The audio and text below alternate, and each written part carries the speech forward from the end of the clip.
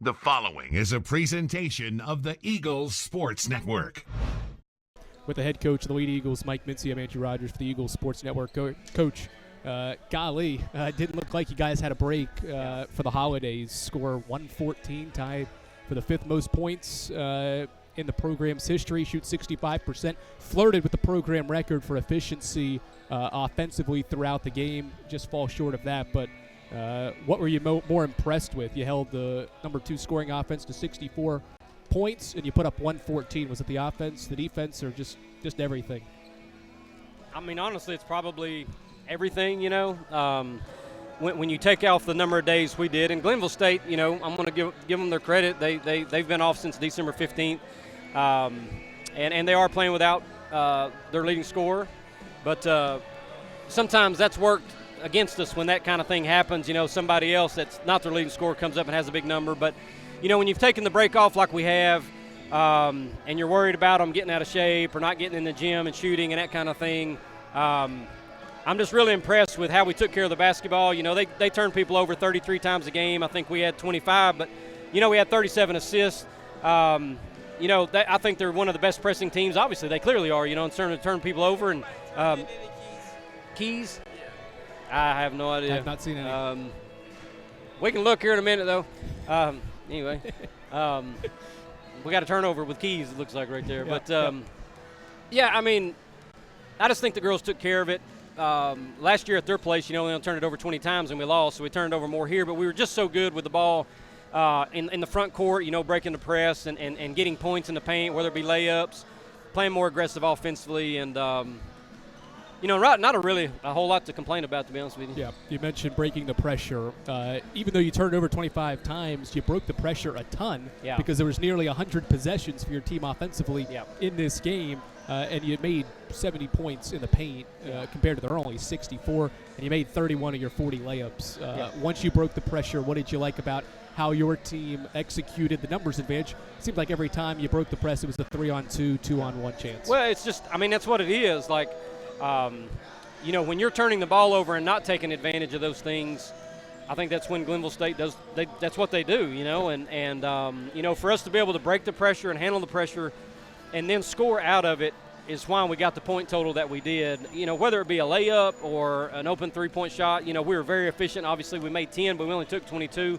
And I'm probably trying to get them to shoot the 3-ball more, and they're still turning that down to make the extra pass to be able to get a layup. And again, you know, there were so many possessions. The one thing I remember, I heard the girls say, and of course I love this style. I love the way this game was played out. Both teams were pressing, and this is what you see up in the Mountain East a lot. But you know, just being able to be able to get the ball into the front court, play aggressive, score efficiently, certainly a good win. 2 days, you know, only 2 days with 2 days of practice. We'll stay with the offense. You mentioned the 37 assists. Emily Gonzalez leads the team with 9. That's not a new thing. You average the most assists per game in the country. That mark's going to certainly rocket up after this game. What did you like about the unselfish play of your basketball team? Because when you do break that pressure, you have to be unselfish with it to get a good look. Yeah, I think it's all about, you know, it doesn't really matter who's getting the score as long as Carson-Newman's getting the score. And they knew what they were up against. Some of them were up at Glenville State last year to face that pressure. Obviously, you know, we played the Lady Vols, which this is where that came from Glenville State.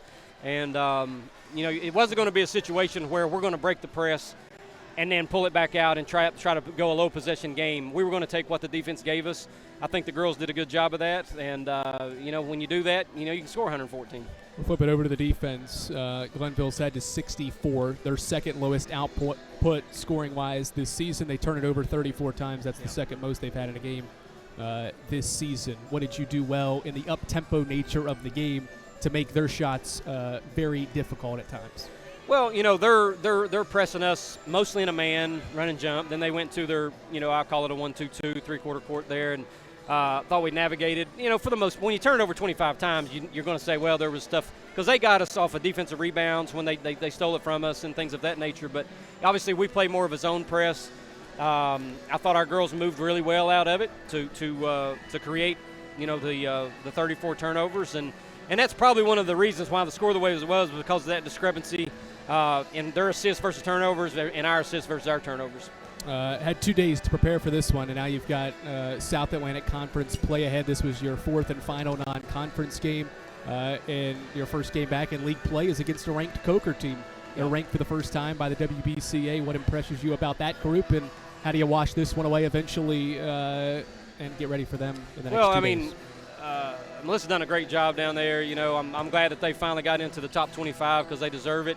You know, they only have one loss, and it's to Anderson, same as us. You know, we have the 2 losses, but we also lost at Anderson. And but they're defending at a high level. You know, tough place to play when you go down there and play. And, you know, I was glad we could get this win under our belt, knock off the rust. I know they had a game the day that they played, and I think they were favored to win that one. And so, you know, I think it's going to be a good battle down there on Saturday. Obviously, we look forward to playing great teams. And, you know, they are one of the great teams in our conference and certainly in our region. But it was tough getting ready for this one. And today's game was very fast-paced, very draining on our kids. So quick turnaround before we head out on Friday to go down and play Coker, which is going to be now a top 25 matchup. All right, Coach. Happy New Year. Thank you. Congrats on a 50-point win. Appreciate it, Andrew.